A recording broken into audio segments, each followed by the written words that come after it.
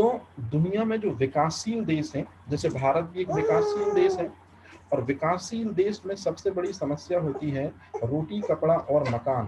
परंतु विकासशील देशों के सभी लोगों का स्वास्थ्य बेहतर रहे, इसके लिए सभी लोगों को प्राथमिक स्वास्थ्य सुविधाएं मुहैया हों, इसके लिए एक अल्मा आटा घोषणा पत्र तैयार किया गया था, दरअसल में कजाकिस्तान में। और वही अल्मा आटा घोषणा पत्र में 10 सूत्री मांगे थी या 10 घोषणाएं थी। तो याद रखना, विकासशील देशों के स्वास्थ्य को ध्यान में रखते हुए एक अल्मा आटा घोषणा पत्र बना था, और यही अल्मा आटा घोषणा पत्र जिस सम्मेलन में होगा तो उसको अल्मा आटा सम्मेलन बोलेंगे। तो आपसे मेरा सवाल है कि दुनिया के सभी विकासशील देशों का स्वास्थ्य बेहतर रहे और उनको प्राथमिक स्वास्थ्य केंद्र में सारी सुख सुविधाएं मिलनी चाहिए, वो भी निःशुल्क में। तो इस तरह का अल्मा एटा घोषणा पत्र कब आया था या अल्मा एटा सम्मेलन कब हुआ?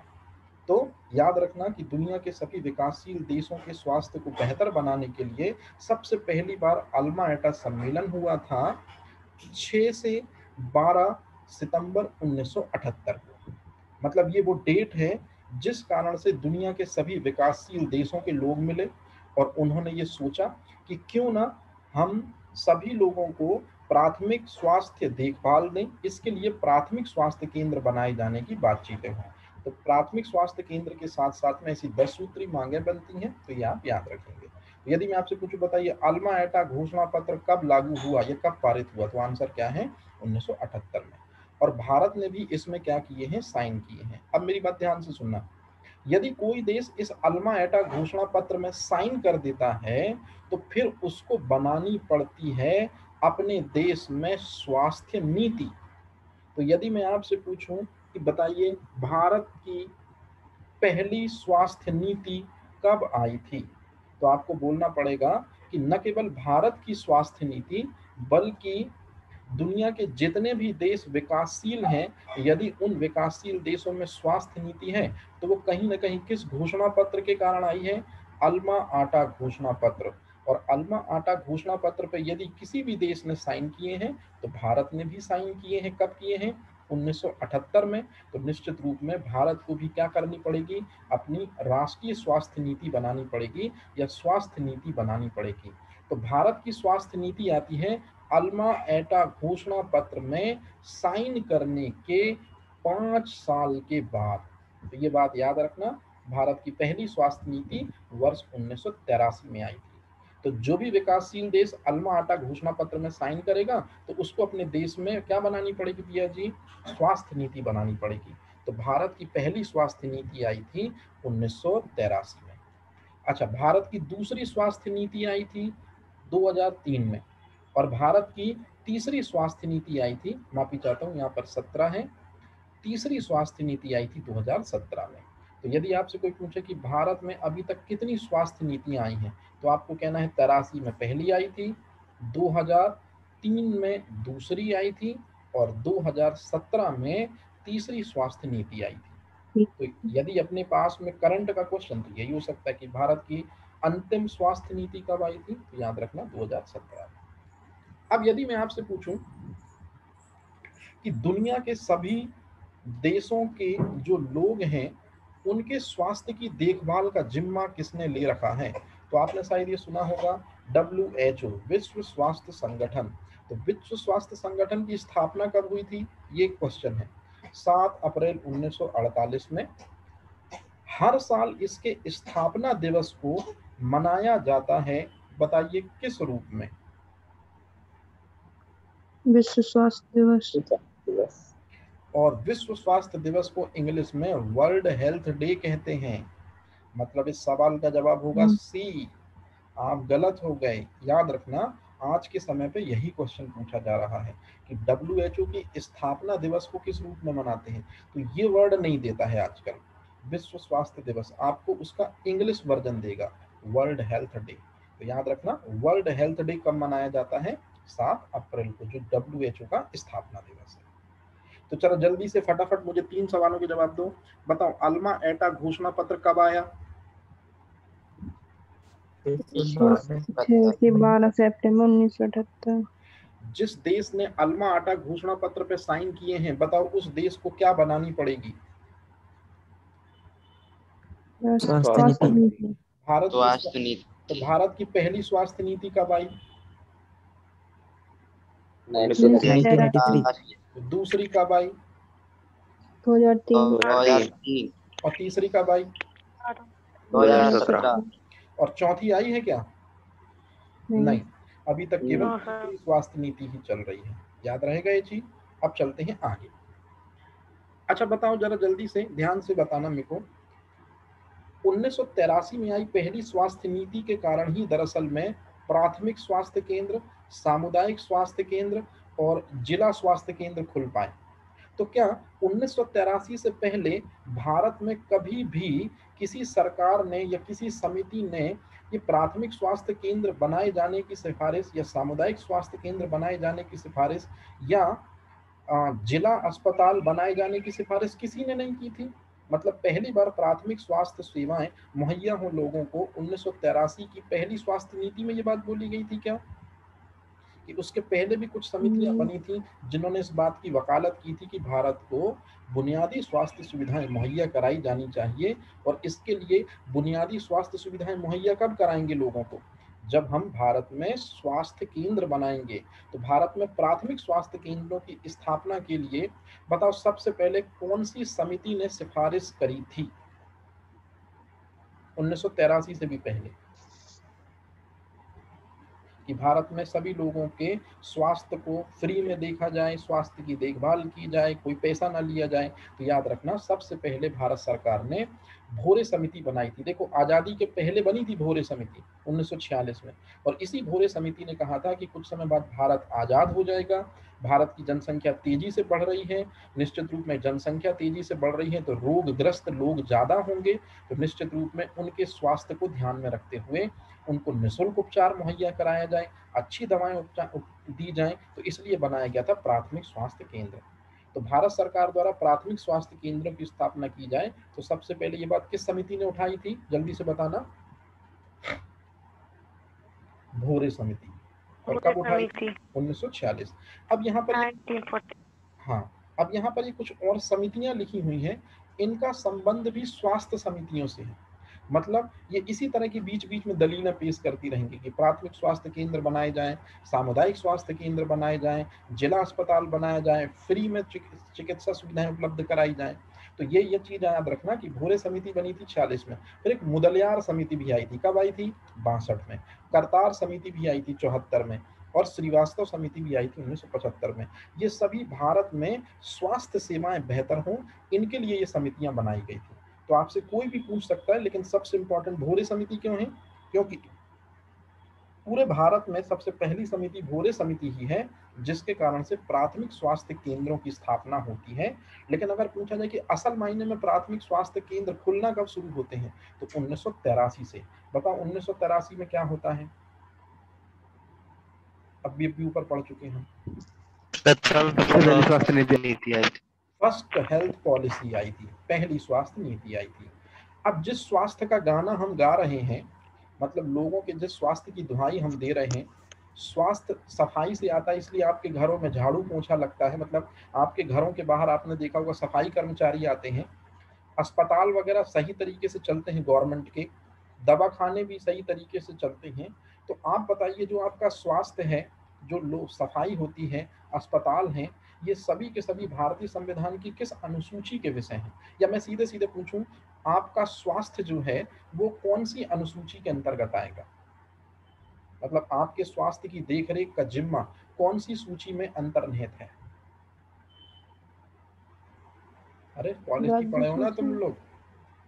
एक बात हमेशा याद रखना, आपका स्वास्थ्य बेहतर रहे इसके लिए राज्य सरकार को हमेशा प्रयासरत रहना होगा। तो राज्य सरकार ही साफ सफाई करवाएगी, राज्य सरकार ही अस्पतालों और दवाखानों की व्यवस्था करवाएगी। तो ये चीज याद रखना। तो इस सवाल का जवाब है राज्य सूची। याद रहेगा ये चीज। तो राज्य सूची का विषय है जन स्वास्थ्य, सफाई और अस्पताल। अब एक क्वेश्चन आता है बहुत इंपॉर्टेंट।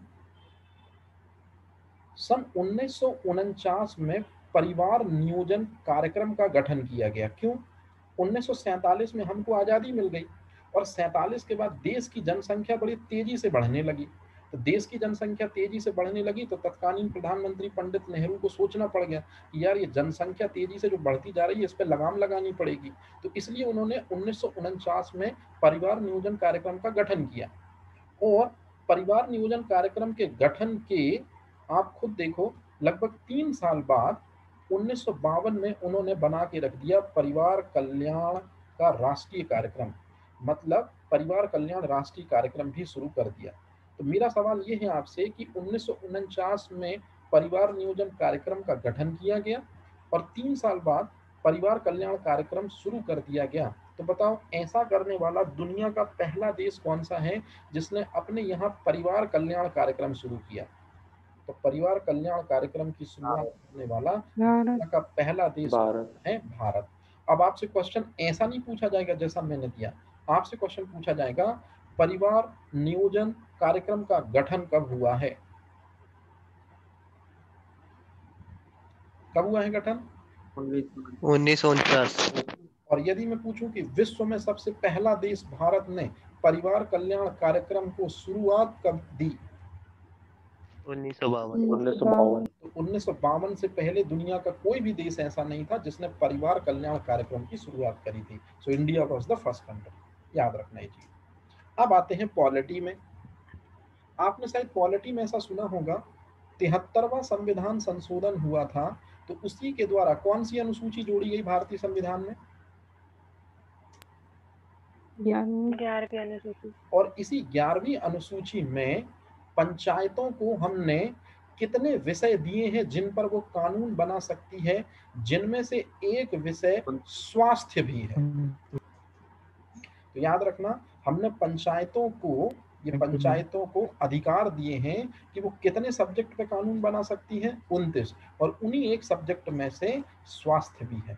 तो जैसे याद करो आपके ग्राम पंचायत में कोई कुआं यदि है, यदि कोई नल है, तो बताओ सरपंच क्यों व्यवस्था करवाता है, लाल पाउडर डलवाता है या क्लोरीन की गोलियां डलवाता है? क्यों? क्योंकि लोगों का स्वास्थ्य जो है वो बेहतर रखना ये भी पंचायत का एक कर्तव्य है। और ये कितने सब्जेक्ट में से एक सब्जेक्ट है भैया जी? 29। तो आपसे क्वेश्चन क्या पूछा जाएगा? बिल्कुल सिंपल सा कि 73वें संविधान संशोधन के द्वारा जो 11वीं अनुसूची जोड़ी गई है, इसी 11वीं अनुसूची में पंचायतों को इन 29 सब्जेक्ट पे अपनी बात रखने की व्यवस्था दी गई है। और इन 29 सब्जेक्टों में से एक सब्जेक्ट कौन सा है? स्वास्थ्य। तो जरा बताओ 7वें सवाल का जवाब आप क्या दे रहे हो?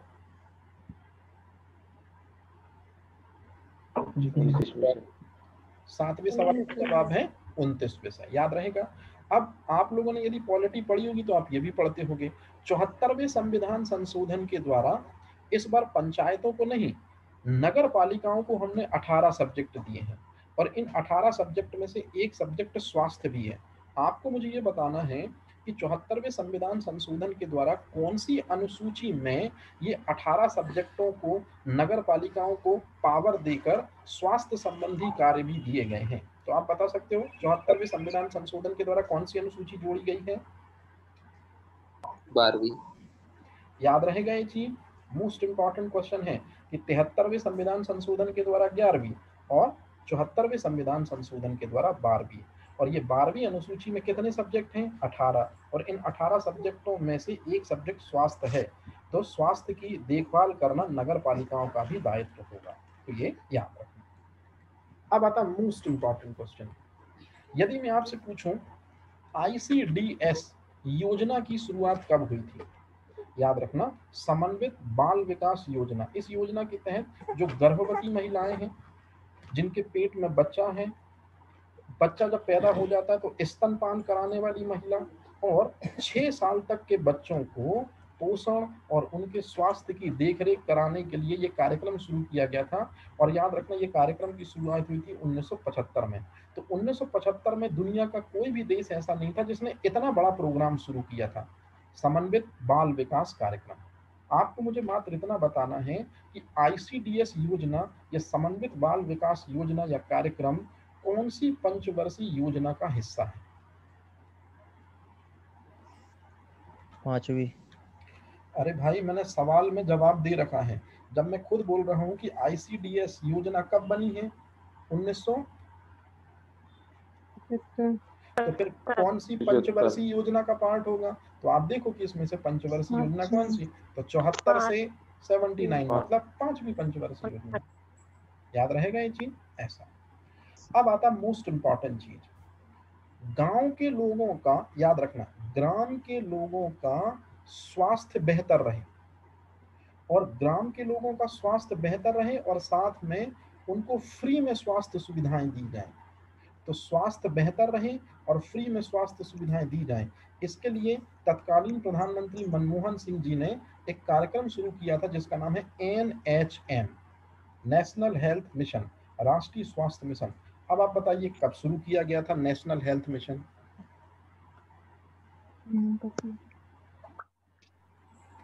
एक 2013। ए आंसर होगा कि बी आंसर होगा? बी। याद रखना 12 अप्रैल 2005 को जो प्रधानमंत्री मनमोहन सिंह जी हैं, उन्हीं ने गांव के लोगों का स्वास्थ्य बेहतर रहे, उनको स्वास्थ्य सुविधाएं फ्री में मिले, इसलिए राष्ट्रीय स्वास्थ्य मिशन की शुरुआत की थी। अब यदि मैं आपसे पूछूं, ध्यान से सुनना, बहुत इंपॉर्टेंट बात बोल रहा हूं, आप मुझे बताओ आशा का फुल फॉर्म क्या होता है? पहले इंग्लिश में बताओ। accredited social health activist। ये हो गया पहला क्वेश्चन आपका। अच्छा, हिंदी में क्या बोलते हैं आशा को? मानवता प्राथमिक हमारे समाज स्वस्थ कर को। अच्छा, अब यदि मैं पूछूं आशा की नियुक्ति कब हुई?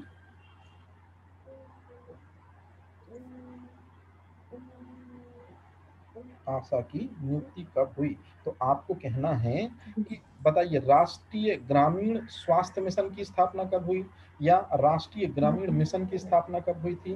तो जिस दिन राष्ट्रीय ग्रामीण स्वास्थ्य मिशन की स्थापना हुई थी, उसी दिन राष्ट्रीय ग्रामीण मिशन अच्छे से अपना काम करे, गांव में लोगों को स्वास्थ्य सुविधाएं बेहतर तरीके से मिले, तो इसी मिशन के अंतर्गत आशा कार्यकर्ता की भी नियुक्ति इसी डेट को हुई थी, या इसी डेट से मानी जाती है। तो जरा जल्दी से बताओ 12 अप्रैल 2005 को क्या हुआ था? राष्ट्रीय ग्रामीण मिशन की स्थापना और आशा। अब आप एक चीज और याद करेंगे, 12 अप्रैल 2005 को NHM की स्थापना हुई, राष्ट्रीय स्वास्थ्य मिशन की स्थापना हुई, आशा कार्यकर्ता की भी नियुक्ति होना शुरू हो गई, और साथ ही साथ में महिलाओं के स्वास्थ्य के लिए एक कार्यक्रम की भी शुरुआत की जाती है इसी डेट से, और वो कार्यक्रम है जननी सुरक्षा कार्यक्रम।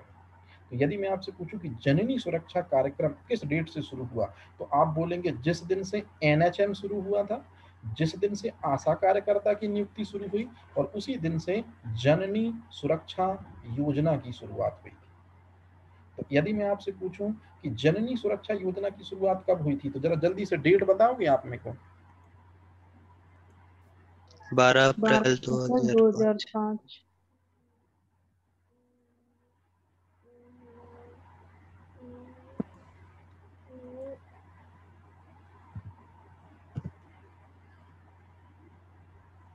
ठीक है, अब इसके बाद आते हैं अपन आगे।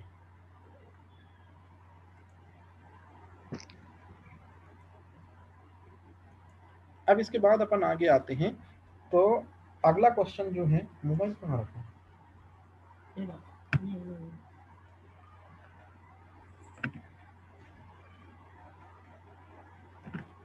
अब यदि मैं आपसे क्वेश्चन पूछूं कि जो भारत है वो पोलियो फ्री हो चुका है, और इसके लिए भारत में पल्स पोलियो टीकाकरण अभियान बहुत चला था, 2 बूंद जिंदगी की। तो आपको मुझे ये बताना है कि इंडिया जो पोलियो फ्री हुआ है, वो किस डेट को इंडिया पोलियो फ्री हुआ? 23 मार्च 2000। 1980 में इंडिया चेचक फ्री हुआ है। वर्ष 2000 में भारत गिनी वर्म फ्री हुआ है, बच्चों के पेट में कीड़े हो जाते हैं, ये बीमारी से फ्री हुआ गिनी वर्म। और 23 मार्च को तो फांसी दी गई थी, शहीदी दिवस जानते हो आप। 27 मार्च 2014 वो डेट है जब दरअसल में भारत पोलियो फ्री हुआ था। अब आप मुझे जरा जल्दी से बताइए, पोलियो का टीका सबसे पहले किसने बनवाया था या बनाया था? अच्छा, पहले एक बात समझो जरा, बच्चों को पोलियो ना हो इसके लिए दो विकल्प हैं। एक है कि बच्चे को इंजेक्शन की वैक्सीन दे दो, और दूसरा बच्चे को मुखीय मतलब ओरल वैक्सीन दे दो। तो चलो जरा जल्दी से मेरे को एक बात बताओ कि सबसे पहले पोलियो का टीका इंजेक्टेबल वाला खोजा गया था कि ओरल वाला खोजा गया था? तो पहले तो यही बताओ। इंजेक्टेबल। पहले इंजेक्टिबल इंजेक्टिबल इंजेक्टेबल वाला जो टीका था वो किसने खोजा था?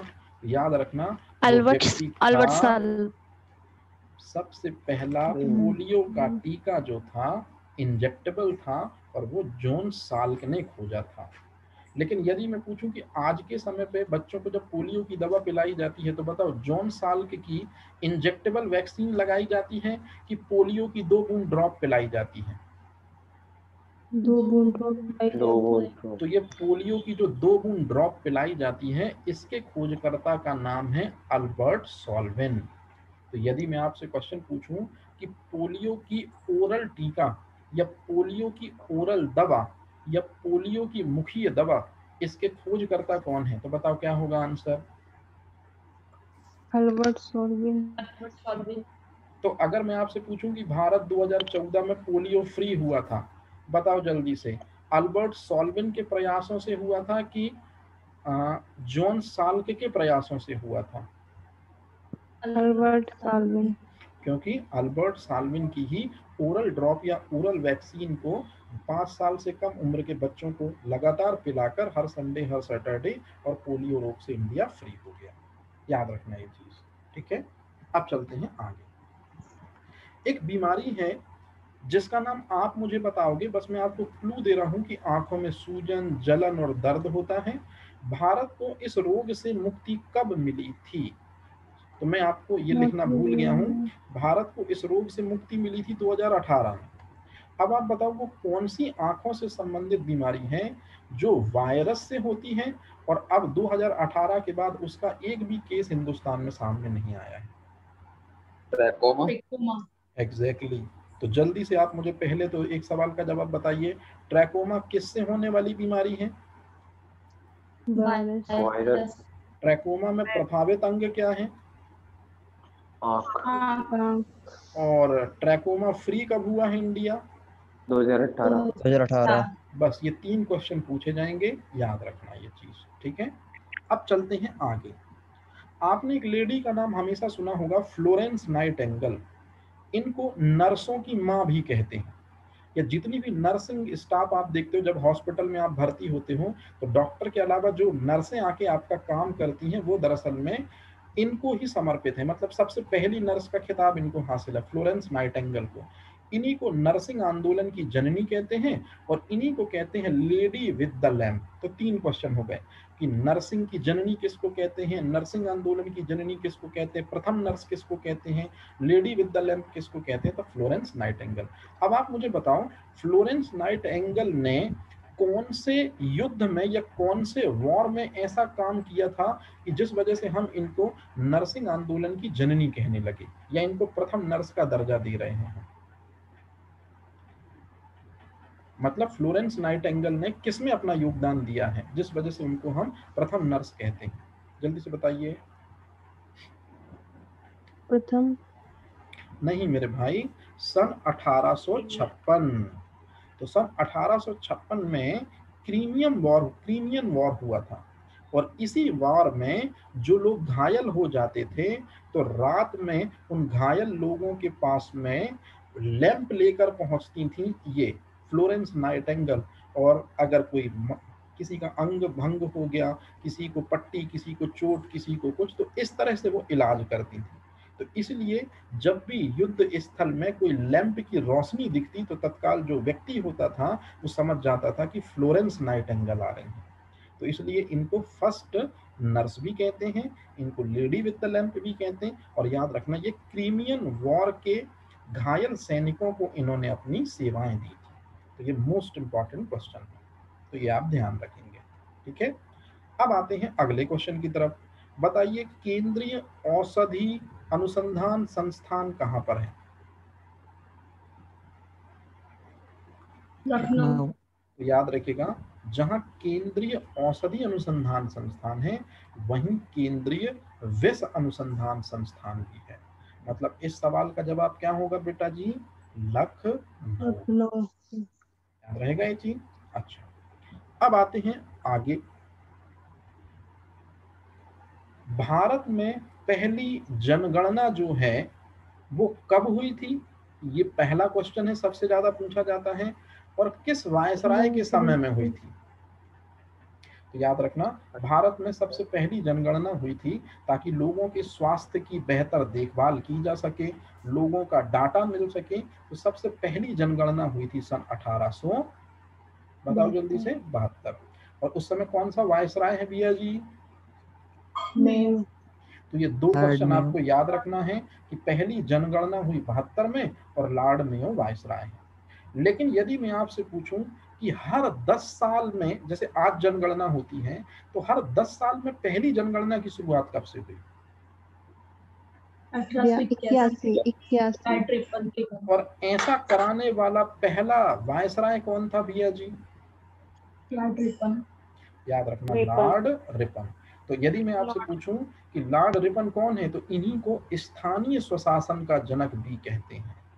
और यही जो वायसराय है, इसी के समय से हर 10 साल में जनगणना की क्या होती है? नियमित जनगणना शुरू होती है। तो यदि मैं पूछूं पहली जनगणना की शुरुआत, तो मेयो। लेकिन नियमित जनगणना हर 10 साल में जो होती है, ये किसके समय से होती है? लॉर्ड रिपन के समय से। और लॉर्ड रिपन को कौन सी चीज का जनक कहा जाता है भैया जी? स्थानीय स्वशासन का जनक। अब मैं जल्दी से आपसे क्वेश्चन पूछ रहा हूँ, फटाफट बताइए। बताइए 1872 में क्या हुआ? भारत की पहली जनगणना। 81 में क्या हुआ? नियमित 10 साल जनगणना। बताओ, मेयो के समय में क्या हुआ?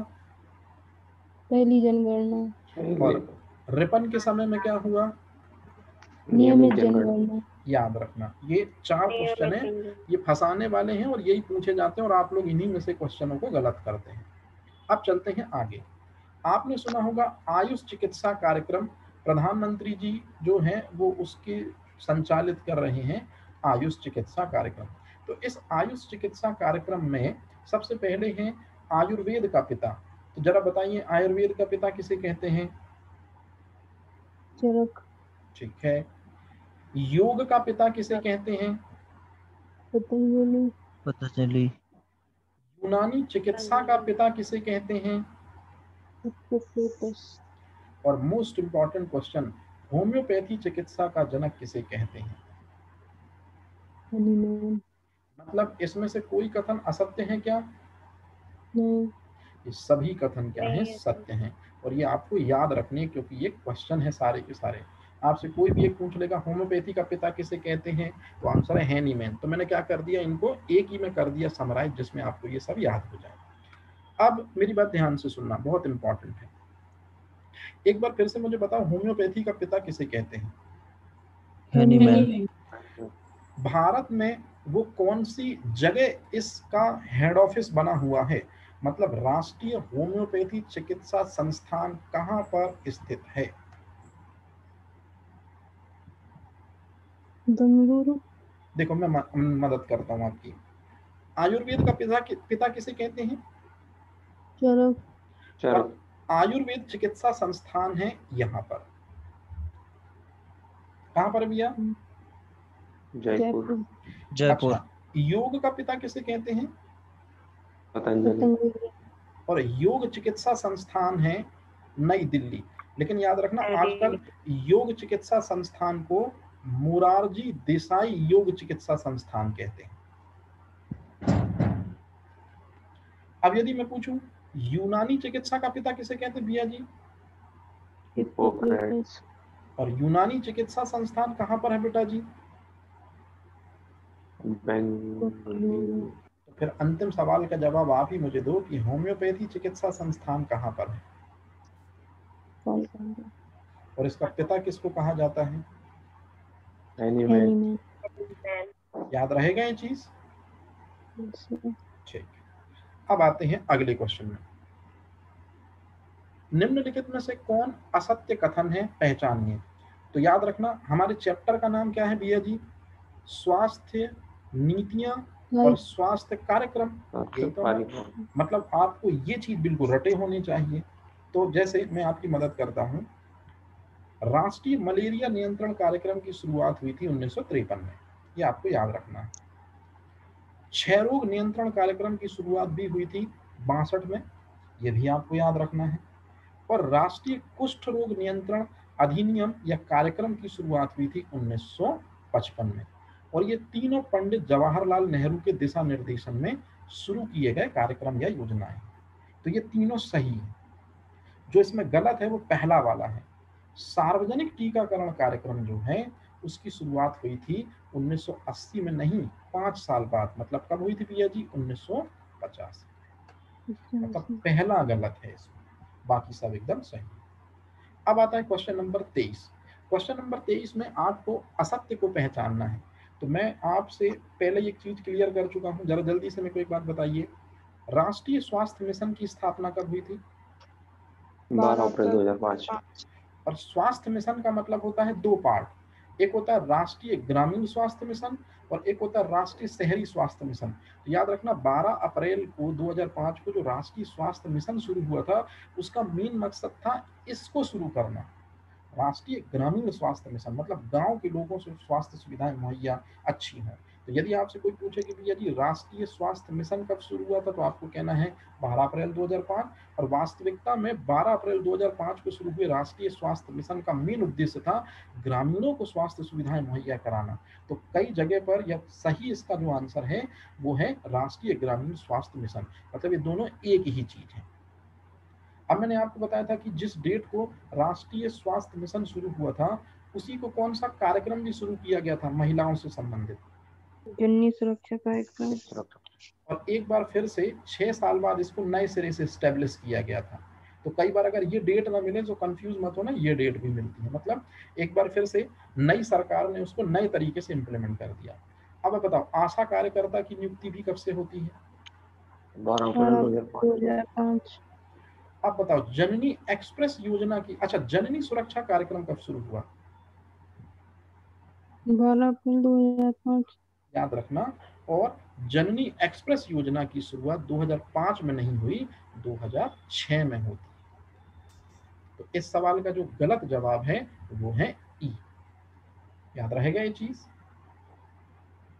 अरे हाँ या ना? Yes sir. Yes sir. ठीक है। अब आते हैं अपन अगले सवाल में। सिनकोना पेड़ की जो छाल होती है उससे आप पुनः औषधि प्राप्त करते हो। बिल्कुल उसी तरह से आप एक पेड़ का नाम बताइए जिसकी छाल से एस्प्रिन मतलब एसिटिल सैलिसिलिक एसिड औषधि लेते हैं हम।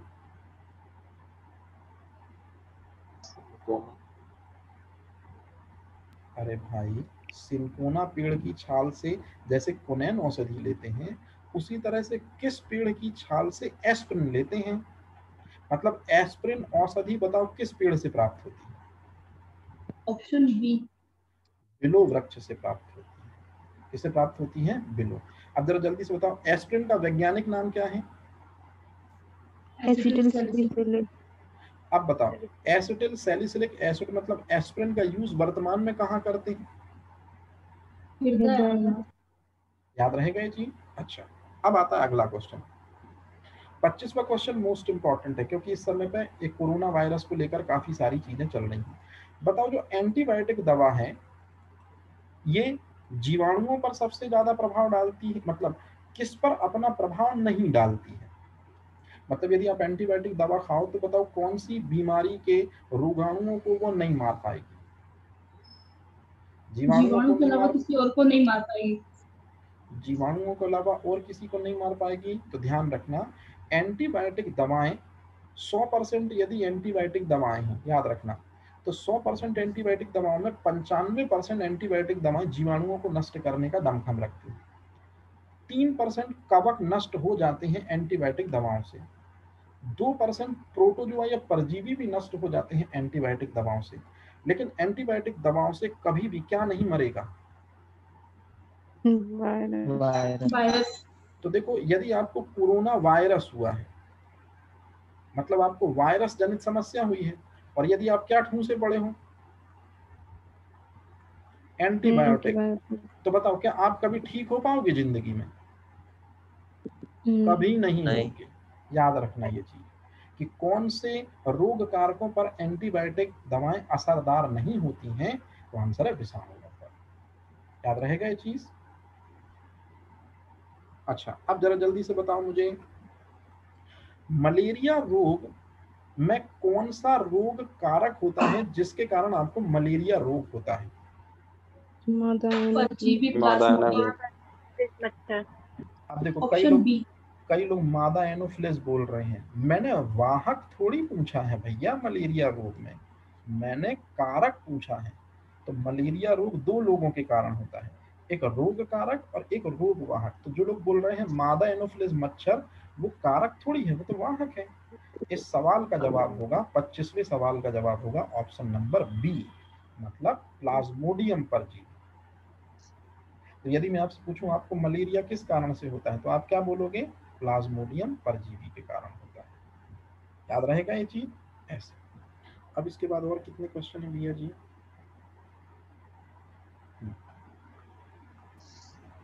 चलो, अब इसके बाद अपन आते हैं अगले क्वेश्चन की तरफ। मलेरिया जिस मच्छर के द्वारा होता है, आपने उसका नाम मेरे को बता दिया, क्या नाम है उस मच्छर का? बताओ कौन सी मछली है जो मादा एनोफिलिस मच्छर के अंडे लार्वा को खा के जल को साफ रखेगी?